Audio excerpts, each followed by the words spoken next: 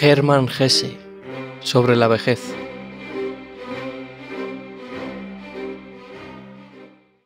La senectud es un estadio de nuestra vida y, como los demás estadios vitales, tiene su propio rostro, su propia atmósfera y temperatura, sus propias alegorías y miserias. Nosotros, ancianos de cabellos blancos, tenemos al igual que nuestros hermanos jóvenes nuestra tarea, la que da sentido a nuestra existencia, y hasta un enfermo de muerte y agonizante, al que en su lecho apenas puede llegar ya una llamada de este mundo, tiene su tarea. Tiene que cumplir algo importante y necesario. Ser anciano es una tarea tan hermosa y santa como ser joven. Aprender a morir y morir es una función tan valiosa como cualquier otra, en el supuesto de que se realice con respecto reverencial al sentido y a la santidad de toda la vida. Un anciano que odia y teme la vejez, que odia los cabellos blancos y la cercanía de la muerte, no es un digno representante del estadio de su vida, como tampoco lo es un hombre joven y vigoroso que odia su vocación y su trabajo diario y busca escapar a los mismos. En breves palabras, para cumplir como anciano su destino y estar a la altura de su tarea, hay que ponerse de acuerdo con la vejez y con todo lo que comporta, hay que decirle sí.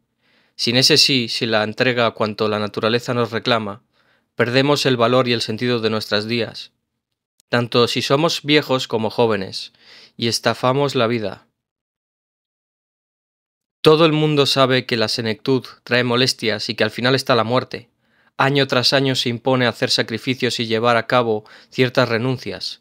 Es necesario aprender a desconfiar de los propios sentidos y fuerzas. El camino, que hasta hace poco todavía era un pequeño paseíto, se hace largo y penoso y un día ya no podremos recorrerlo. Tenemos que renunciar al alimento que tanto nos ha gustado a lo largo de la vida. Las alegrías y los placeres corporales van escaseando y cada vez hay que pagarlos más caros. Y después están todos los achaques y enfermedades, el debilitamiento de los sentidos, la relajación de los órganos, los muchos dolores, especialmente en las noches, a menudo tan largas y angustiosas. Todo lo cual no puede negarse porque es una amarga realidad, pero sería penoso y triste ceder únicamente a ese proceso de decadencia y no ver que también la senectud tiene sus cosas buenas, sus ventajas, sus fuentes de consuelo y sus alegrías. Cuando se encuentran dos personas mayores, no deberían hablar simplemente de la maldita gota, de sus miembros rígidos y del ahogo que experimentan al subir las escaleras. También deberían referirse a sus vivencias y experiencias consoladoras, y de esas hay muchas. Cuando recuerdo ese lado positivo y hermoso de la vida de los ancianos y el hecho de que quienes peinamos canas conocemos también fuentes de fuerza, de paciencia y alegría que para nada cuentan en la vida de los jóvenes, no me corresponde hablar de los consuelos, de la religión y de la Iglesia. Eso es asunto del sacerdote. Mas sí puedo agradecido mencionar por su nombre algunos de los dones que la ancianidad nos otorga. Para mí el más querido de esos dones es el tesoro en imágenes que, tras una larga vida, llevamos en la memoria, imágenes a las que, al reducir nuestra actividad, damos una dimensión muy diferente a la concedida hasta entonces. Personajes y rostros humanos que desde hace 60 o 70 años ya no están sobre la tierra. Continúan viviendo en nosotros, nos pertenecen, nos proporcionan compañía y nos miran con ojos cargados de vida. Casas, jardines, ciudades que con el tiempo desaparecieron o cambiaron por completo.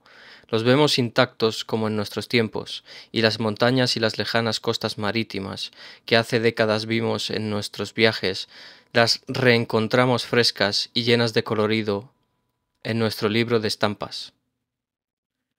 El hecho de mirar y observar, el hecho de la contemplación se convierte cada vez más en un hábito y ejercicio, y sin advertirlo, la disposición y actitud del contemplador penetra todo nuestro comportamiento. Vivimos empujados por deseos, sueños, apetitos y pasiones, como la mayor parte de los hombres, asaltados por la impaciencia a través de los años y décadas de nuestra vida, tensos, cargados de expectativas, violentamente sacudidos por logros o desengaños, y hoy, hojeando cuidadosamente en el gran libro de estampas de nuestra propia vida, nos admiramos de lo hermoso y bueno que puede ser el habernos arrancado de aquella caza y ajetreo y haber llegado a la vida contemplativa. Aquí, en este jardín de los ancianos brotan muchas flores, en cuyo cultivo apenas se habíamos pensado antes. Ahí Florece la flor de la paciencia, una noble planta.